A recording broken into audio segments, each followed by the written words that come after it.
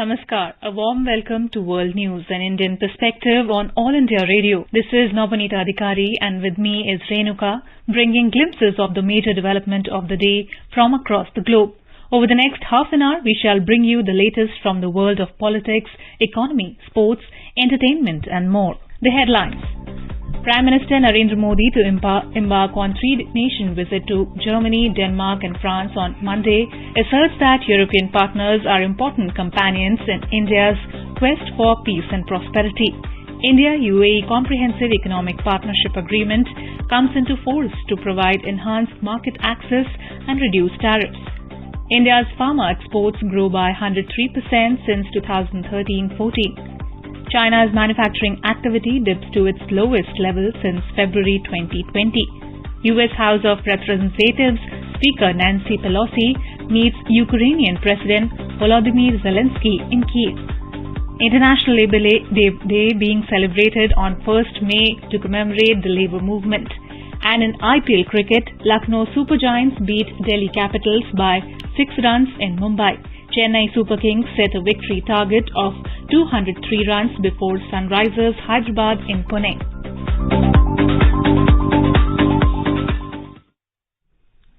Prime Minister Narendra Modi will pay an official visit to three European countries, Germany, Denmark and France, beginning from Monday till the 4th of May.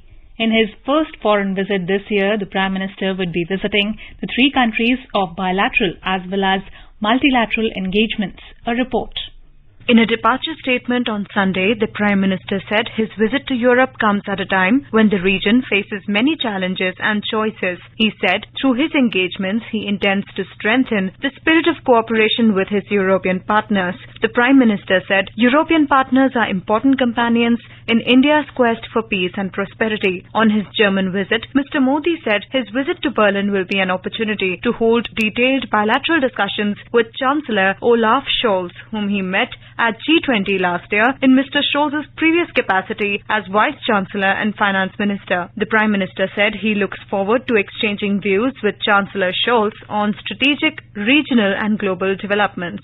From Berlin, the Prime Minister will travel to Copenhagen, where he will have a bilateral meeting with Prime Minister Mette Frederiksen, which will provide an opportunity to review the progress of green strategic partnership with Denmark as well as other aspects of bilateral relations. Mr. Modi will also participate in the India-Denmark Business Roundtable as well as interact with the Indian community in Denmark. Apart from the bilateral engagements with Denmark, he will also take part in the second India-Nordic Summit along with the Prime Ministers of Denmark, Iceland, Finland, Sweden and Norway. The summit will focus on subjects like post-pandemic economic recovery, climate change, innovation and technology, renewable energy, the evolving global security scenario, and India-Nordic cooperation in the Arctic region. On the sidelines of the summit, he will also meet the leaders of the other 4 Nordic countries and review the progress in India's bilateral relations with them. During his return journey, he will stop over in Paris to meet French President Emmanuel Macron. Mr. Modi said his visit to France just 10 days after the election results will not only allow him to convey his personal greetings in person, but also reaffirm the close friendship between the two countries. He said this will also give the opportunity to set the tone of the next phase of the India-France strategic partnership. Ramya for World News.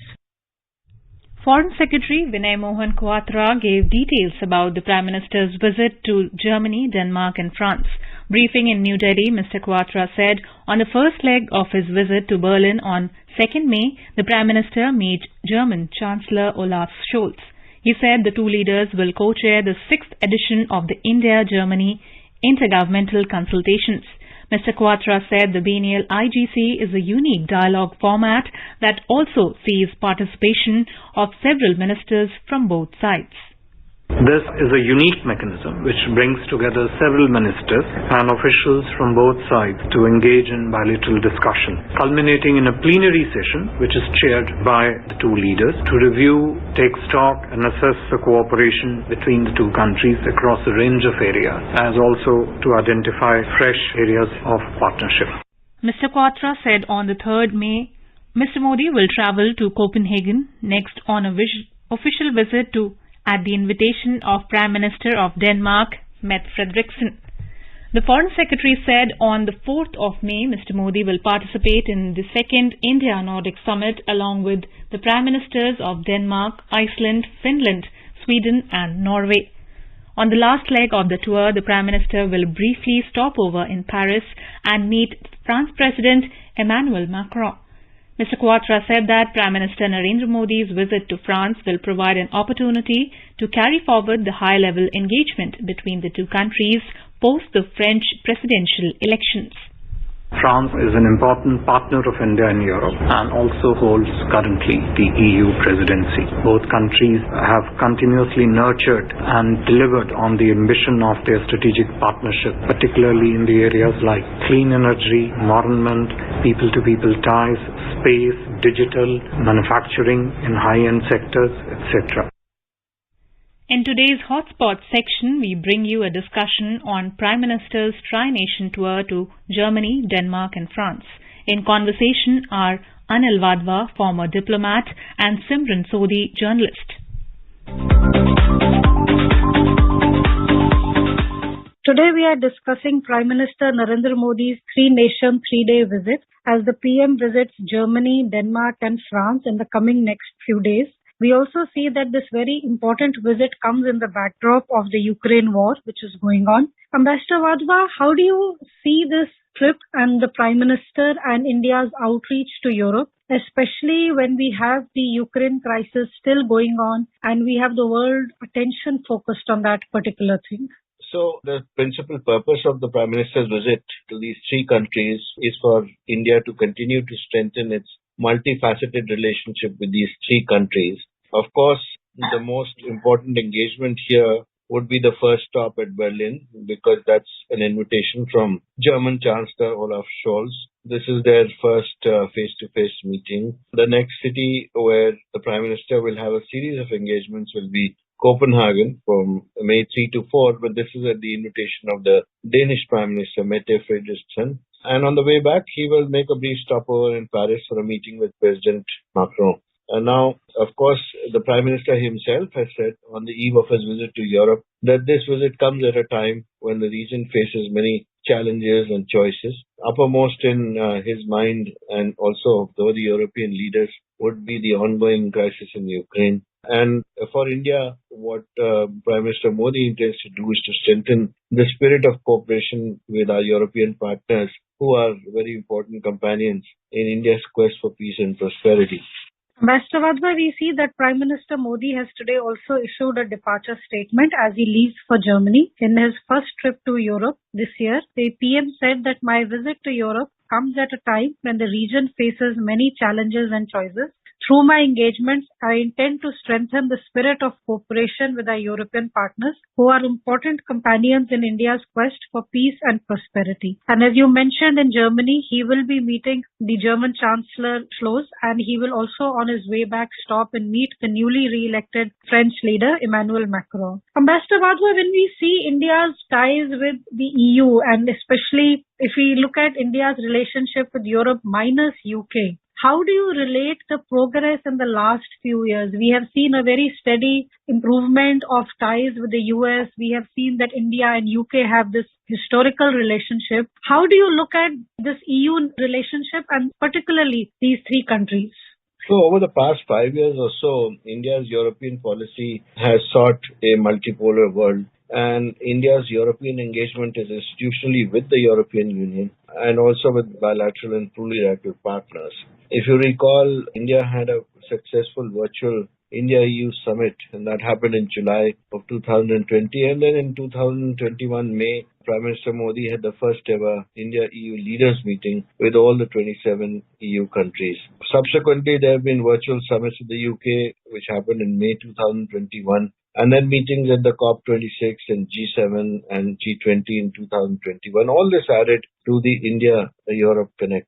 We have some very important agreements which have been reached during this period. The first is the India-EU Strategic Partnership, a roadmap to 2025 that guides action for the India-EU Strategic Partnership. And despite the EU having an Indo-Pacific policy which came out in April 2021, there are still gaps which remain in its outreach to India. And it would be India's endeavor to bridge these gaps because EU, if you recall, has been subdued in its criticism of China and its only major Indo-Pacific policy which did not target China for its debasement of international rules and regulations. Now with UK, we have a 2030 roadmap for India-UK future relations heading into the Vision 2047 with shared security and prosperity as a guiding force. Of course, UK is no longer a part of the EU, but India wants both the UK and the EU to deviate from their traditional ambivalence towards an aggressive China and also take a more favorable stance as far as India's policies towards both China and Pakistan are concerned. So in recent weeks, of course, EU has been adjusting its policy. The visit of Ursula von der Leyen very clearly demonstrated this when she was here for the Raisina dialogue. And I think the EU is now coming around also to completing an FTA with India because now there is a political inclination to do so. And this is not the case as it was in 2013, etc., when there were many other impediments. I think a greater strategic intent is now required, and India presents many more opportunities with reciprocal openings, and therefore this will be a favorable time to push the economic and the investment agenda further. Mr. Vadva, as we mentioned earlier, this visit is also happening in the backdrop of the Ukraine crisis. And we've also seen that India has taken its own position when it comes to the Ukraine crisis, when it comes to Russia. And India's position has not been exactly parallel to the position taken by the Western world, whether it is the US or the EU. How do you see this playing out? And do you feel that this visit also offers India and the Prime Minister an opportunity where he interacts with the leaders and is also able to put across India's position on especially the Russia-Ukraine crisis? So as far as the Indian position on Ukraine is concerned, that has been amplified already at various fora. And, it has also been conveyed quite clearly at the United Nations in our explanation of votes and in our voting pattern. Also, recently, we've had a spate of visitors from the European Union, and India has taken this opportunity to also articulate its viewpoint on Ukraine to them, because we had the foreign ministers of Austria, Greece, and UK. We had the Indian president visiting the Netherlands recently, and now we are going to have these summits with Germany and the Nordic nations.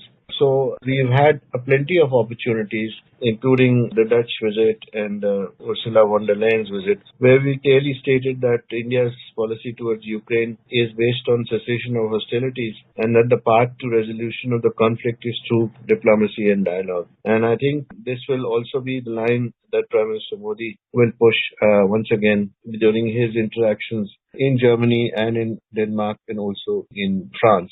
So I think there is no ambiguity in that stand. What will happen is that there would be an attempt, of course, from the side of the European Union countries to try and get India to change its stance on Russia. But that is unlikely, in my view, given the fact that our stand has been clearly spelled out, and the Prime Minister is expected to stick to the stand which has already been explained. Mr. Vadva, we also see that India and Germany in 2021 commemorated 70 years of the establishment of diplomatic relations and have been strategic partners since 2000. This visit will also be an opportunity for both the countries to enhance and intensify cooperation in a broad range of areas and for the two governments to exchange views on regional, global matters of mutual interest. And we also see that we have seen a change of guard in Germany. We have seen Merkel retiring from public life and we have a new chancellor. Do you feel that this relationship will go ahead as smoothly as it has gone so far? And also, particularly when we look at the India-German relationship, where do you think our focus should be in further strengthening this particular bilateral relationship? So I think as far as Germany is concerned, we have a very important meeting this time. Both the leaders are going to co-chair the biennial India-Germany intergovernmental consultations. And several Indian ministers, including Finance Minister Nirmala Sitharaman, the External Affairs Minister Jaishankar, and the Minister of State for Science and Environment, Dr. Jitendra Singh, will also be accompanying the Prime Minister and holding consultations with their German counterparts. Also, this time around in Berlin, the Prime Minister is jointly addressing a business roundtable along with Chancellor Scholz in an attempt to energize industry-to-industry cooperation to facilitate post-COVID economic recovery in both countries. And then, of course, he's meeting the Indian diaspora, which is now the norm during these visits. Germany has a significant proportion of Indian diaspora, and they can be a very ideal vehicle for these links. But I think as far as Germany is concerned, an important area of concentration would be foreign direct investment. This is linked to greater business-to-business cooperation between India and German companies. Since the Indian market is ready to accept an expanded foreign direct investments because it requires capital and technology to marry India's inherent strengths now, and the Atmanirbhar Bharat approach will therefore need to be put forward, consolidated, and new investments will be required in digital areas, but also in manufacturing. So on connectivity in particular, I think Germany must commit a project lending to generate business production in India. For instance, several metro projects have been funded by the European Investment Bank and the German government.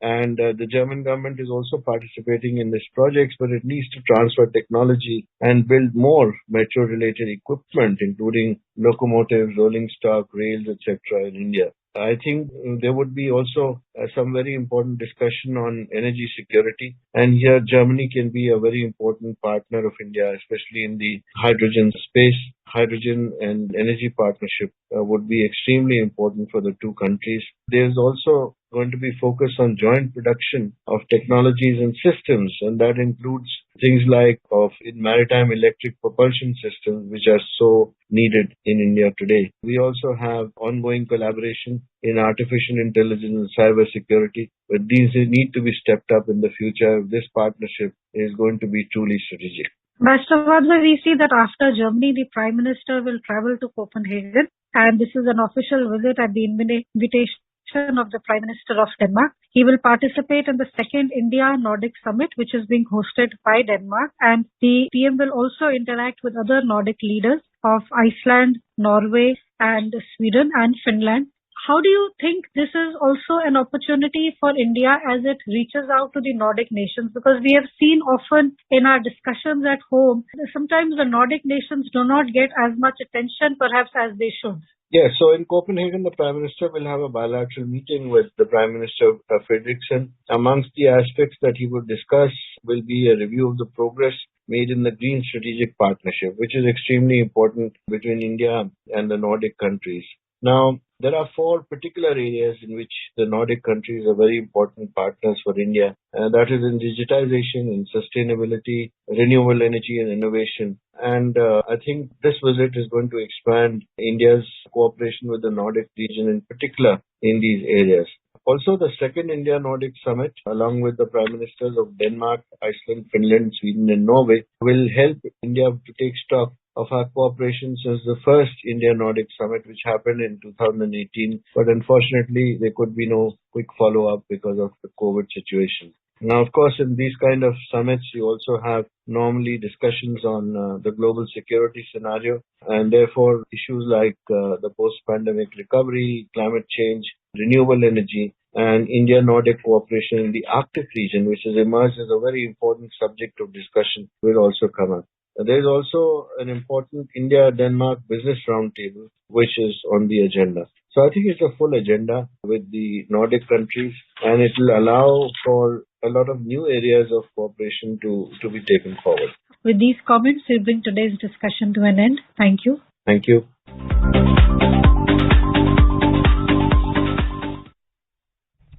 This is All India Radio giving you the news. For quick news updates round the clock, follow us on Twitter at AIR News Alerts.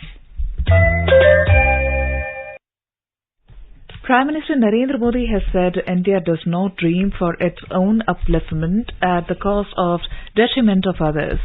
He was addressing Sanatan Mandir Cultural Centre in Ontario, Canada on the occasion of inauguration of Sardar Patel's statue via video message on Sunday. Elaborating on the depth of Indian ethos and values in the diaspora, the Prime Minister said that Indians might live anywhere in the world, but their Indianness and loyalty towards the country never diminishes. He said Indians work with full dedication and integrity for the country of their domicile and carry their democratic values and sense of duty with them. He highlighted that India is not only a nation, but also an idea and a culture. He stated that India is that higher level thought which talks of Vasudhaiva Kutumbakam. The historic India-UAE Comprehensive Economic Partnership Agreement CEPA came into force on Sunday. The agreement was signed between the two nations on February this year.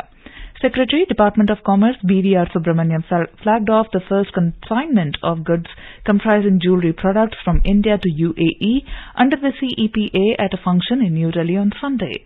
The consignment will now attract zero customs duty under this agreement and is expected to reach Dubai on Sunday.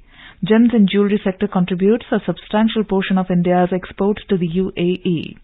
India will benefit from preferential market access provided by the UAE on over 97% of its tariff lines, which account for 99% of Indian exports to the UAE in value terms.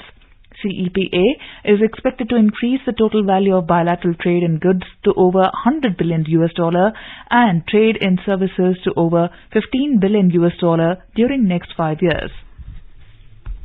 India's pharma export witnessed a growth of 103% since 2013-14 from 90,415 crore rupees in 2013-14 to 1,83,422 crore rupees in 2021-22. The exports achieved in 2021-22 is the pharma sector's best export performance ever. It is a remarkable growth, with exports growing by almost $10 billion in 8 years. Highlighting the achievement in a tweet, Commerce and Industry Minister Piyush Goyal said that under the active leadership of Prime Minister Narendra Modi, India has been serving as the pharmacy of the world. Building on the outstanding performance in the previous fiscal year 2020-21, Indian pharma exports once again registered a healthy performance in 2021-22. Army Chief General Manoj Pandey has said his foremost priority will be to ensure high standards of operational preparedness to face the current, contemporary and future challenges across the entire spectrum of conflict. He was talking to media after receiving the Guard of Honour at South Block Lawns in New Delhi this Sunday morning. General Manoj Pandey said he will focus on ongoing reforms, restructuring and transformation to enhance the Army's operational and functional efficiency. Senior IFS officer Vinay Mohan Quatra has assumed charge as India's new Foreign Secretary. He succeeded incumbent Harshvardhan Shringla. A 1988 batch IFS officer, Mr. Quatra was earlier serving as India's ambassador to Nepal. China's manufacturing activity dipped to its lowest level since February 2020, the latest sign of economic pain as Beijing doggedly pursues its zero-COVID response.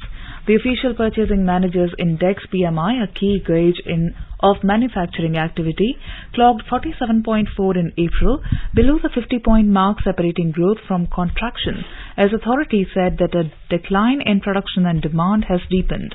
This was the second consecutive decline in PMI, as it stood at 49.5 in March.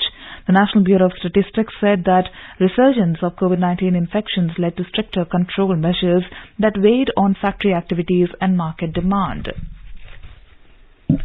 U.S. House of Representatives Speaker Nancy Pelosi met Ukrainian President Volodymyr Zelensky in Kiev. In a statement, Ms. Pelosi said the U.S. delegation traveled to Kiev to send a resounding message to the entire world that America stands firmly with Ukraine. She condemned Russian President Vladimir Putin's military operation in Ukraine. She is the highest-ranking U.S. official to visit Ukraine on Saturday after Russia launched its military operation on Feb 24. Meanwhile, Russia's defense ministry said on Sunday it has carried out a missile strike on a military airfield near the port city of Odessa, destroying a runway and a hangar containing weapons and ammunition supplied to Ukraine by the United States and European countries. Eid al-Fitr will be celebrated in India on the 3rd of this month. Central Moon Sighting Committee said as the moon was not sighted this evening, Eid will be celebrated day after on Monday. International Workers' Day or Labour Day is celebrated on 1st of May in most countries. Labour Day is observed to commemorate the struggles and sacrifices of the workers and labourers movement. It is also known as May Day. It is celebrated in more than 80 countries including India, Cuba and China. In IPL cricket, Lucknow Super Giants defeated Delhi Capitals by 6 runs at Wankhede Stadium in Mumbai on Sunday. Opting to bat first, Lucknow Super Giants posted 195 for 3 wickets. In reply, Delhi Capitals could score only 189 runs for the loss of 7 wickets in the stipulated 20 overs. In another match, Chennai Super Kings have set a victory target of 203 runs before Sunrisers Hyderabad at the Maharashtra Cricket Association Stadium in Pune. In reply, Sunrisers Hyderabad were 159 for 6 in 18.2 overs when reports last came in. Earlier, Sunrisers Hyderabad won the toss and chose to bowl. Now let us take a look at the major developments around the world as reported in the foreign press. Let us take a look at the press reports on China. Prasar Bharati Beijing reports that ahead of Labor Day holidays, Chinese capital Beijing building central quarantine tightens COVID-19 restrictions as lockdown frustration continues in Shanghai. Beijing bans dining in restaurant from May 1 to May 4. PTI reports at least 39 people were missing and 23 trapped in a 6-story residential building collapse in China's central Hunan province, authorities said on Saturday. Many media outlets report China's manufacturing activity slumped to its lowest level since February 2020. Official data showed on Saturday the latest sign of economic pain as Beijing doggedly pursues its zero-COVID response. Now let's have a look at the press report from Bangladesh. Bangladesh government's e-government computer incident response team has warned of a potential cyber attack on the computer systems of financial and other important institutions of the country during the Eid holidays, reports Dhaka Tribune. More than 4,500 Indian visas were issued in one day on Saturday from the Indian High Commission's Visa Center in Dhaka, reports Daily Sun.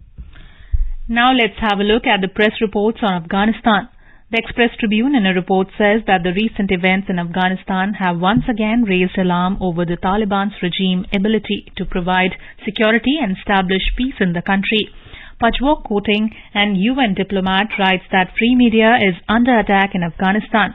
ANI citing Save the Children reports that many people in Afghanistan are facing a severe food crisis during Ramzan and children are most vulnerable section of it. ANI observes that an international conference on Afghanistan-Pakistan was held in which experts discussed the confrontation along the Durand line between Taliban and Pakistani security forces. Now let's have a look at the press reports on Nepal. My Republica writes that Nepal received foreign assistance worth 126 billion rupees in the first 9 months of the current fiscal year, which is just around one-third of the government targeted amount for the entire fiscal year 2021-22. Now let's have a look at the press reports on Pakistan. The Express Tribune writes, former Pakistan Prime Minister Imran Khan on Saturday drafted letters to President Dr. Arif Alvi and the Chief Justice of Pakistan, Umar Ata Bandila, urging them to investigate the summary of an official meeting held at Pakistan Embassy with Mr. Donald Lu, the United States Assistant Secretary of the State for South Asia and other U.S. officials. A quick look at the headlines once again. Prime Minister Narendra Modi to embark on 3-nation visit to Germany, Denmark and France on Monday asserts that European partners are important companions in India's quest for peace and prosperity. India-UAE Comprehensive Economic Partnership Agreement comes into force to provide enhanced market access and reduce tariffs. India's pharma exports grow by 103% since 2013-14. China's manufacturing activity dips to its lowest level since February 2020. U.S. House of Representatives Speaker Nancy Pelosi meets Ukrainian President Volodymyr Zelensky in Kiev. International Labour Day being celebrated on 1st May to commemorate the labour movement. And in IPL cricket, Lucknow Super Giants beat Delhi Capitals by 6 runs in Mumbai. And now before we end, let us listen to Mahatma Gandhi's favourite bhajan, Vaishnav Jan, by artists from Croatia.